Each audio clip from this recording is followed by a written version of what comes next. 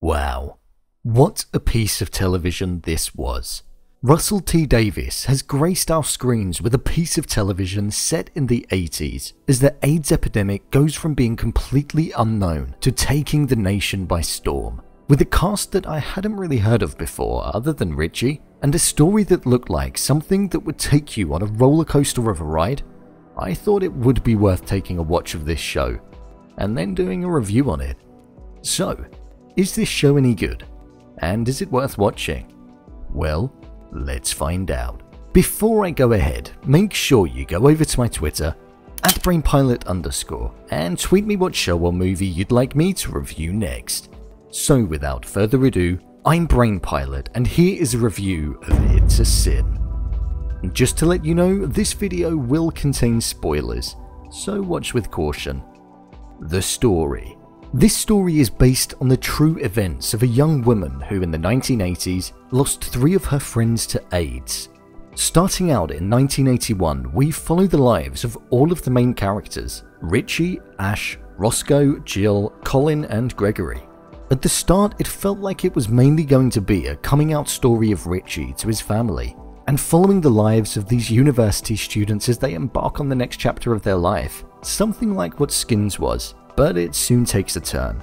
We see the struggles that many of these characters have to go through in day-to-day life, being persecuted by their family, and not feeling as though they can be completely honest. I thought that first episode where we were introduced to everyone was executed extremely well. We saw glimpses of all of their lives from across the country and what tied them all together. We see them live a rather promiscuous few years throughout university, and also post-university on the weekends. All the time that this is happening, we slowly see the talking of AIDS in the middle of the newspaper column rise to prominence and hit national television. We see Gregory unfortunately lose his life to AIDS early on in the show, and this was when it was not really known about. He was taken up to Scotland by his family and almost hidden away from the rest of the world. It was so haunting seeing how everybody was responding to this illness, and it was something to be ashamed about.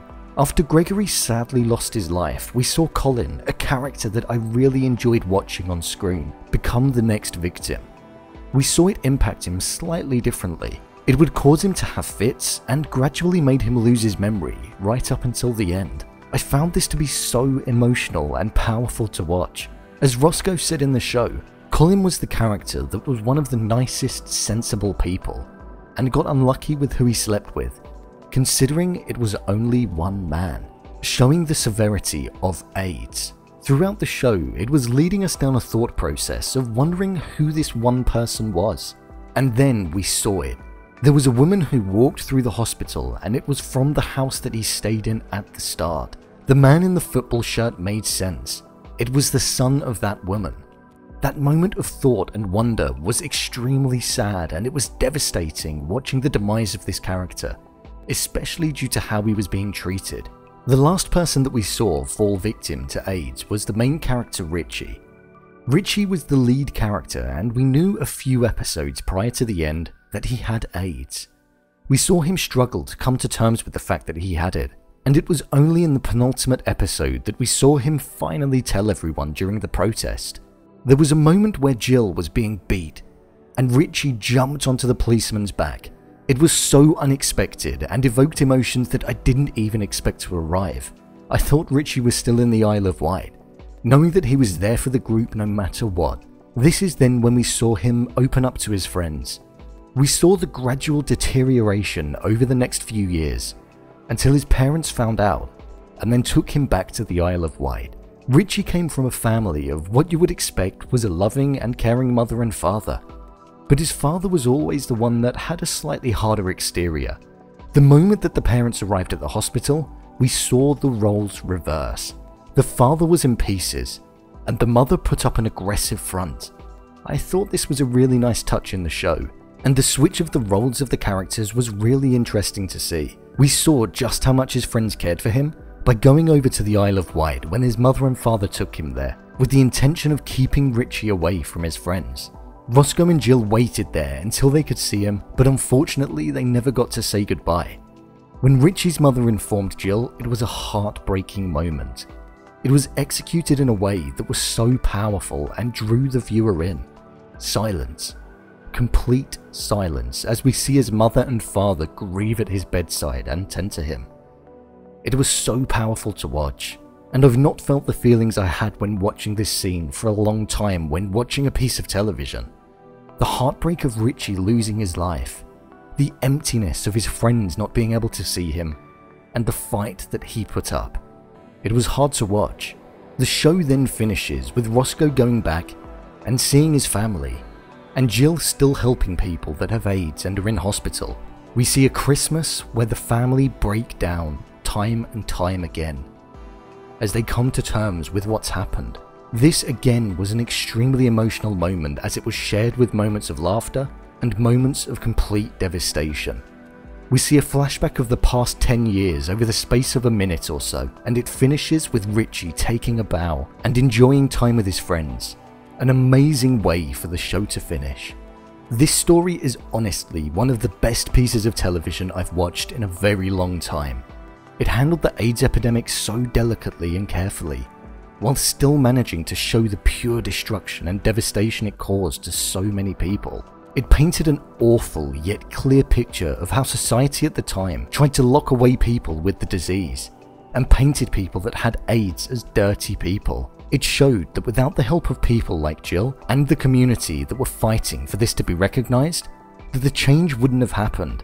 It was not only a story about AIDS, but it was a look inside the 1980s as a decade, and a view of how people that were homosexual were made to feel, and highlighted what they had to go through when dealing with other people and trying to find a place in society, let alone if anybody got AIDS, how they would be treated. Bringing to light at the end that it wasn't only people that were homosexual that were getting AIDS, it was men, women, and children.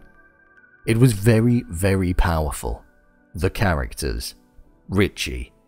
Richie is the main character in the show, and we essentially followed him throughout 10 years, struggling to tell his parents that he was gay, and eventually contracting AIDS and losing his life. The versatility that the actor had to have to be able to play this role would have been challenging, but he did a phenomenal job in bringing this character to the forefront. I was so impressed. Richie provided moments that were extremely emotional, and as a character was incredible to watch. Jill. To be honest, in the first episode I wasn't really a massive fan of Jill, but as the story went on and I saw the caring nature of the character and how she believed in what was right and fought for the underdog and wanted change, she went straight to the top of my books.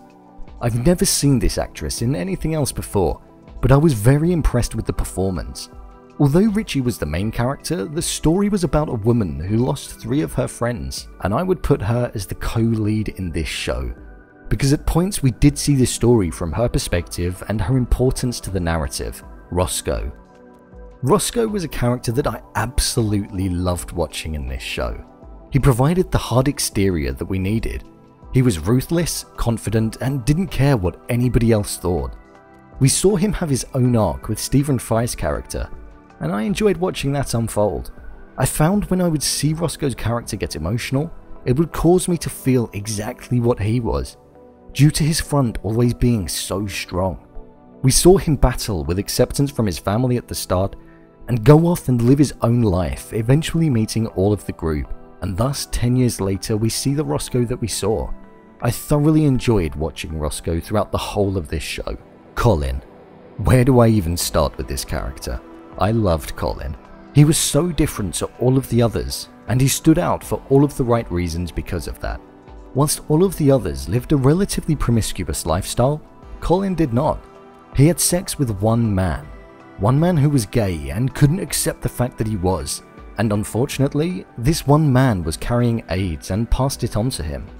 Colin was happy living a simple life, and saw the pleasure in small things such as being given the opportunity to open up the shop early. When Colin was slowly losing his battle to AIDS, it was extremely powerful. Seeing how a few years earlier Mr. Coltrane, his mentor, was in the exact same position, locked away and being seen as an outcast, was harrowing to see. I thought Colin was a great character, and I think he was easily one of my favourite characters in the show. Ash. Ash was one of the characters that I would say we saw the least of, and knew the least about.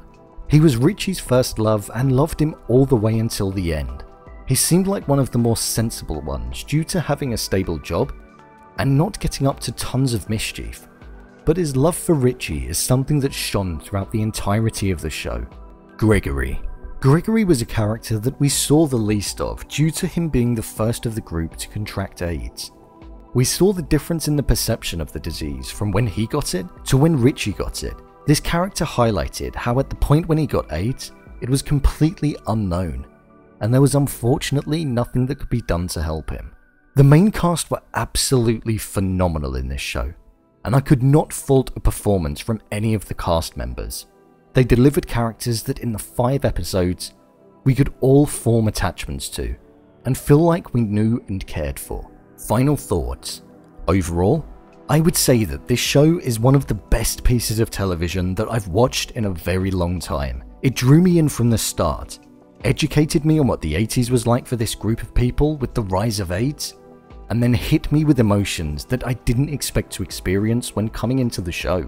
Russel T Davies did an outstanding job on this show, and I could not really fault the show at all. The story was handled so delicately and really brought these characters to life. We saw graphic scenes, mundane scenes of everyday life, and extremely sad scenes. It painted the stories of the 80s and the rise of AIDS in a clear way for me, somebody who wasn't completely educated on this topic before. It shared harrowing scenes of how people were treated and how the public reacted, and it's awful to think people were going through this and having to deal with the judgment from society. I'll remember this show for all of the right reasons, and it really does stand out. Give this show a watch, as it's an amazing piece of television that will have you immersed whilst laughing with the characters and crying with and for the characters. So, there you have it, what I thought of It's a Sin. What did you think? Did you enjoy it? Leave a comment down below, and don't forget to subscribe. I'll see you next time.